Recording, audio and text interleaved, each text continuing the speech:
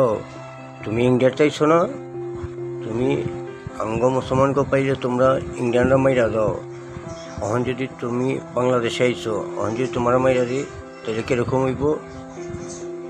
তোমরা হিন্দুরা আমাদের মুসলমানকে অনেক অপমান অপদস্থ করো। এখন যদি তুঙ্গ অপমান অপদস্থ করি তাহলে কীরকম হইব কওয়ালা? देखिए भाई, हम कभी भी मुस्लिम को नहीं मरता। हम हिंदू मुस्लिम भाई भाई है, हम उसको भाई मानता है। हम एक साथ रहता है हमारा इंडिया में, हम क्यों उसको मारूंगा?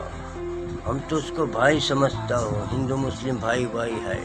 उस आतंकवादी लोग है जो हिंदू मुस्लिम की विरोध करता है, वो उसको लगा देता है।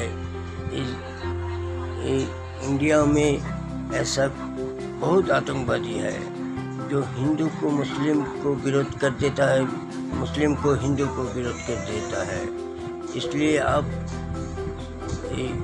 हमको बुरा भला कहता है, हम राग नहीं हुआ, अब हमको भूल समझाता है। अब खुद समझ लीजिए, क्या हमने आपको मुसलमान को मारा?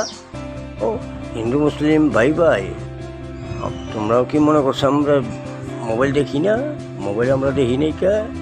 তুঙ্গ হিন্দু পুলিশেরা কী করে আঙ্গ মুসলমান গো নমাজের ভিতরে লাথি মারে, আবার কেউ হিন্দু মুসলিম ভাই ভাই। আতঙ্কবাদীরা এটি করে না, তুঙ্গ মতন হিন্দুরা করে এগুলা। খালি ভাইকে বলো তোমার আঙ্গ বাংলাদেশে আইছো দাঁড়াইতে, আর নাইলে তোমার আমি ঠিকই অপমান করে দিতাম।